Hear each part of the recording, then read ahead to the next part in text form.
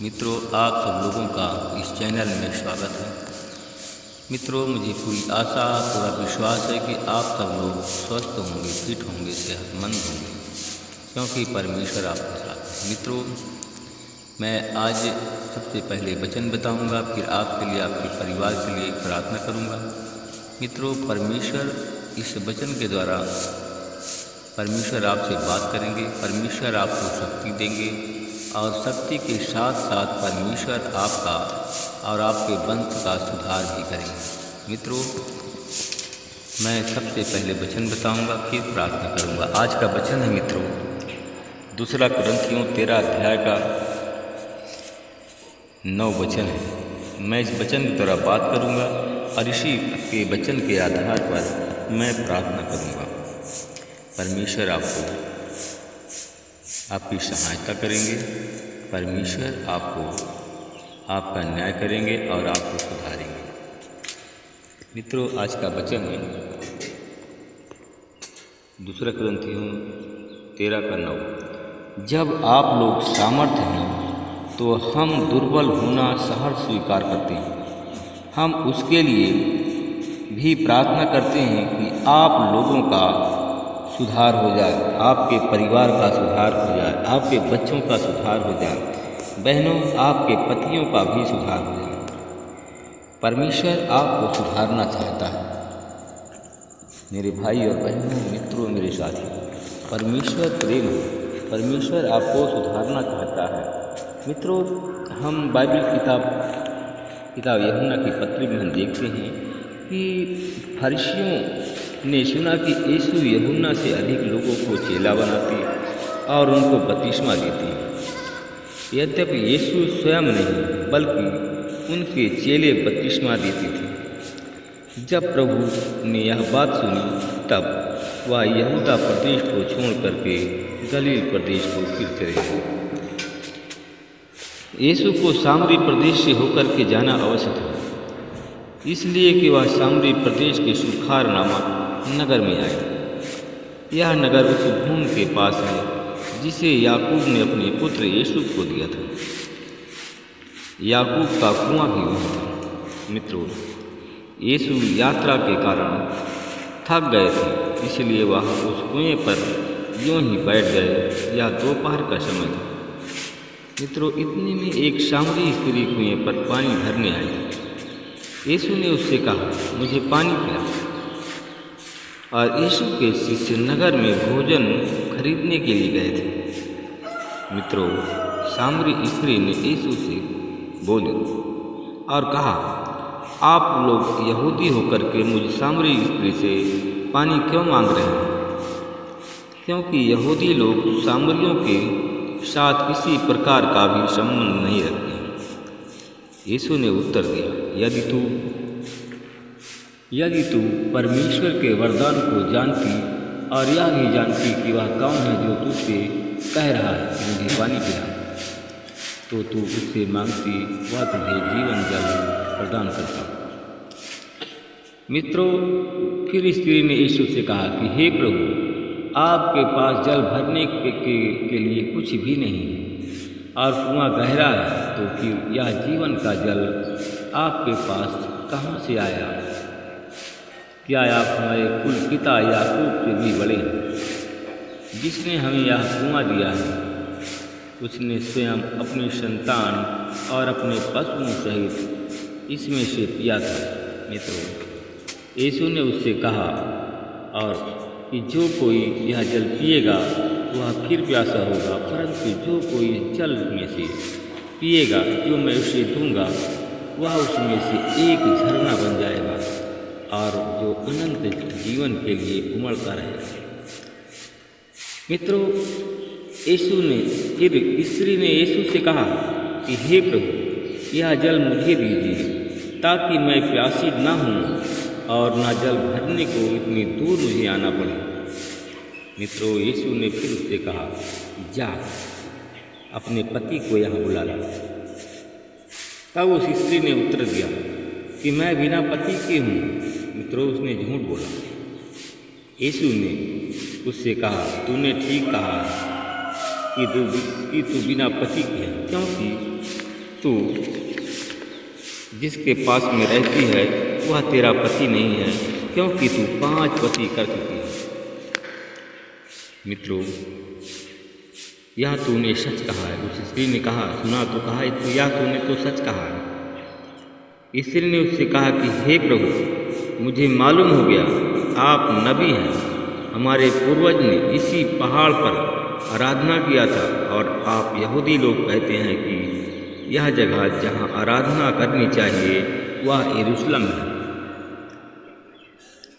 मित्रों, यीशु ने उससे कहा कि हे नारी, मेरी बात पर विश्वास कर कि वह समय आ रहा है कि जब तुम न तो इस पहाड़ पर पिता की आराधना करोगे और न यरूशलेम में। तुम जिसे नहीं जानते उसकी आराधना करते हो, और हम जिसे जानते हैं उसकी आराधना करते हैं, क्योंकि उद्धार यहूदियों से। परंतु वह समय आ रहा है, वरन अब भी है, जिसे तुम सच्चे भक्त पिता की आराधना आत्मा और सच्चाई से करेंगे, क्योंकि पिता अपने लिए ऐसे ही आराधना करने वालों को ढूंढता रहता है। परमेश्वर आत्मा है, और अवश्य है कि उसकी आराधना करने वाले आत्मा और सच्चाई से उसकी आराधना करें। क्योंकि उस स्त्री ने कहा कि मैं जानती हूँ कि मसीह जो ख्रिस्त कहलाता है आने वाला है, जब आएगा तो हमें सब बातें बता देगा। फिर यीशु ने उससे कहा, जा, मैं जो तुझसे बोल रहा हूँ वही हूँ। इतने में यीशु के शिष्य आ गए। वे आश्चर्य करने लगे कि यीशु एक स्त्री से बातें कर रहे हैं। तो भी किसी शिष्य ने न पूछा कि आपको क्या चाहिए, आप क्यों उससे बातें कर रहे हैं। मित्रों, तब स्त्री ने अपना घड़ा उठाकर वहीं छोड़ करके नगर में चली गई और लोगों से कहने लगी कि आओ, एक मनुष्य को देखो, जो कुछ मैंने किया था सब कुछ उसने मुझे बता दिया। कहीं यही तो मसीह नहीं है। लोग नगर से निकलकर यीशु के पास आने लगे। यीशु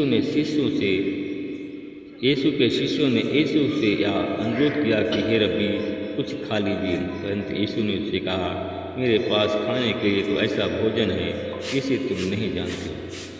तब चेलों ने आपस में कहा, क्या कोई गुरु के लिए कुछ खाने को लाया है? यीशु ने उससे कहा कि मेरा भोजन यह है कि मैं अपने भेजने वाले की इच्छा के अनुसार चलूं और उसका काम पूरा करूं। क्या तुम नहीं जानते हो कि फसल की कटनी होने का भी समय अब 4 महीने शेष है? देखो, मैं तुमसे कहता हूँ कि अपनी आंखें उठाकर खेतों पर दृष्टि डालो कि वे कटनी के लिए पक चुके हैं। काटने वाला मजदूरी पाता है और अनंत जीवन के लिए फल बटोरता है, ताकि बोने वाला काटने वाला दोनों मिलकर के आनंद करें। इससे यह कहावत ठीक बैठती है कि बोने वाला और काटने वाला कोई और। मैंने तुम्हें यह बात खेत काटने के लिए भेजा जिसके लिए तुमने परिश्रम नहीं किया। दूसरों ने परिश्रम किया और तुम उसके परिश्रम का फल के भागीदार हो गए। मेरे भाई और बहनों, मित्रों, मेरे साथियों, अगर आप फल चाहते हो तो परिश्रम करो और परमेश्वर से प्रार्थना करो और अपने पापों का पश्चाताप करो, प्रार्थना करो, ताकि परमेश्वर तुम्हें फल दे और तुम्हारा सुधार हो जाए, तुम्हारी गरीबी दूर हो जाए, तुम्हारी बीमारी चली जाए, तुम्हें शैतान छोड़कर चला जाए। Hallelujah, hallelujah, hallelujah. धन्यवाद, धन्यवाद, धन्यवाद। अनुग्रहकारी दयालु पिता परमेश्वर प्रभु यीशु मसीह में आपका धन्यवाद करते हुए आपके चरण में हे प्रभु, आपने पूरे रात भर हमको सुरक्षित रखा, हमारे पत्नी बच्चों को सुरक्षित रखा। हम इसके लिए धन्यवाद करते हैं। प्रभु जी, हम आपसे विनती प्रार्थना करते हैं कि प्रभु जी, जितने लोग आज अस्वस्थ हैं, आज भोर को नहीं देख पाए, कुछ ऐसे लोग हैं कि आज बीमार हैं, अस्पताल में। मैं आपका धन्यवाद करता हूँ कि आपने हमको, हमारे पत्नी बच्चों को, पूरे चैनल परिवार को सुरक्षित रखा। इसके लिए प्रभु हम आपका धन्यवाद करते हैं। प्रभु जी, हम उन भाई बहनों के लिए प्रार्थना करते हैं। प्रभु जी, आज जितने हमारे भाई बहन आज बीमार हैं, अस्पताल में भर्ती हैं, उन सब पर मैं आपकी आशीष को बोलता हूँ, आपके अनुग्रह को बोलता हूँ, आपकी दया को बोलता हूँ। यीशु मसीह तेरे नाम से हमारे भाई बहन जो अस्पताल में भर्ती हैं, बीमार हैं, सब लोग अच्छे हैं। महिमा आपको मिले प्रभु जी। मैं उन भाई बहनों के लिए प्रार्थना करता हूँ जितने हमारे भाई बुखार से पीड़ित, पेट के दर्द से पीड़ित हैं, आज यीशु मसीह के नाम से वो लोग चंगे हो जाएं। महिमा आपको मिले।